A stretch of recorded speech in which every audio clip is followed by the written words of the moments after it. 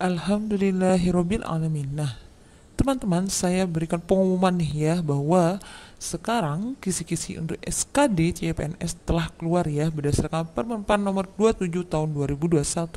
Nah, di sini tepatnya pada pasal 35 di mana SKD sebagaimana yang dimaksud pada pasal 31 huruf B menggunakan sistem CAT dan diselenggarakan oleh BKN. Nah, SKD sebagaimana yang dimaksud pada ayat 1 dilakukan oleh menilai kesesuaian antara kompetensi yang dimiliki oleh pelamar dengan standar kompetensi dasar PNS. Nah, berdasarkan hal tersebut, SKD yang sebagaimana dimaksud pada ayat 1 meliputi yang pertama ada tes kewawasan kebangsaan, yang kedua ada tes intelijensia umum, dan yang ketiga ada tes karakteristik pribadi.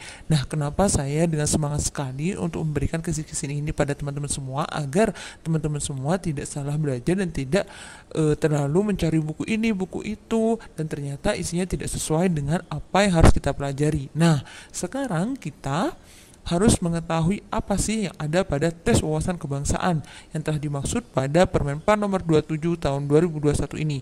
Yang pertama yaitu adalah tentang nasionalisme, di mana tujuan dari nasionalisme ini adalah tentang materi yang mampu mewujudkan kepentingan nasional melalui cita-cita dan tujuan yang sama dengan tetap mempertahankan identitas nasional. Kemudian materi yang kedua tentang integritas dengan tujuan mampu menjunjung tinggi kejujuran, ketangguhan, komitmen, konsistensi sebagai suatu sikap kesatuan untuk mencapai tujuan nasional. Kemudian materi yang ketiga adalah tentang bela negara. Nah, di mana tujuannya adalah mampu untuk berperan aktif dalam mempertahankan eksistensi bangsa dan negara. Yang terakhir adalah tentang pilar negara. Nah, diingat teman-teman, pilar negara dengan tujuan mampu membentuk karakter positif melalui pemahaman dan pengamalan nilai-nilai Pancasila, Undang-Undang Dasar Negara Republik Indonesia tahun 1945, Negara Kesatuan Republik Indonesia, dan Bhinneka Tunggal Ika. Itu adalah materi atau kisi-kisi yang akan keluar nantinya. Nah, sekarang kita pada TIU ya, tes intelijensia umum. Di mana yang dimaksud pada pasal 35 ini yang pertama adalah tentang materi kemampuan verbal, di mana meliputi ada analogi, yaitu tujuan untuk mengukur kemampuan individu dalam bernalar melalui perbandingan dua konsep kata yang memiliki hubungan tertentu, kemudian menggunakan konsep hubungan tersebut pada situasi yang lain. Yang kedua adalah silogisme, dengan tujuan mengukur kemampuan individu untuk menarik kesimpulan dari dua pernyataan yang diberikan. Dan yang ketiga yaitu adalah analitis, dengan tujuan untuk mengukur kemampuan individu untuk menganalisis informasi yang diberikan dan menarik kesimpulan. Nah, materi yang kedua adalah tentang kemampuan numerik yang meliputi satu, yaitu berhitung, dengan tujuan mengukur kemampuan berhitung kita ya secara sederhana saja. Nah, yang kedua yaitu adalah deret angka. Nah, yang ini nih yang sering sekali muncul adalah deret angka dengan tujuan untuk mengukur kemampuan individu dalam melihat pola hubungan angka.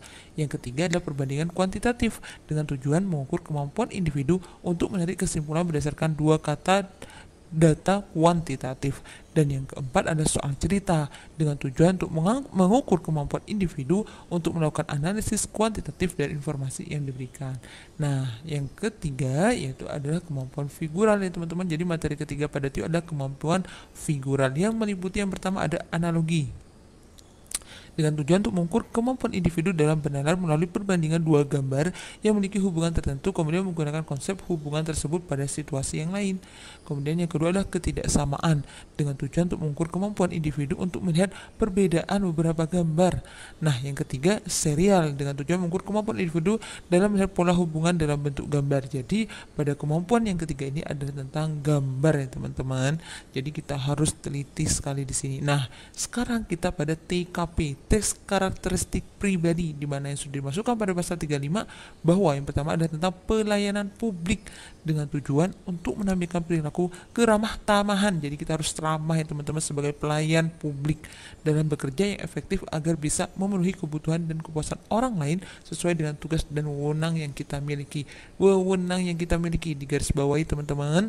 Kemudian yang kedua itu adalah tentang jejaring kerja, relasi ya teman-teman, dengan tujuan mampu membangun dan membina hubungan bekerja sama, berbagi informasi dan kolaborasi dengan orang lain secara efektif.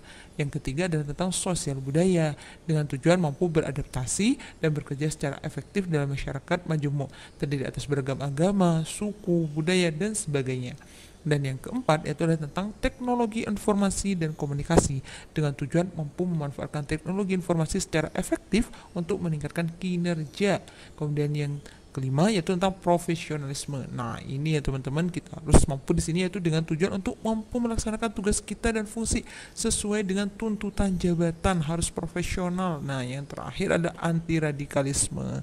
Yaitu tujuannya adalah mencari informasi dari individu tentang pengetahuan terhadap anti radikalisme, kecenderungan bersikap dan bertindak saat menanggapi stimulus dengan beberapa alternatif situasi.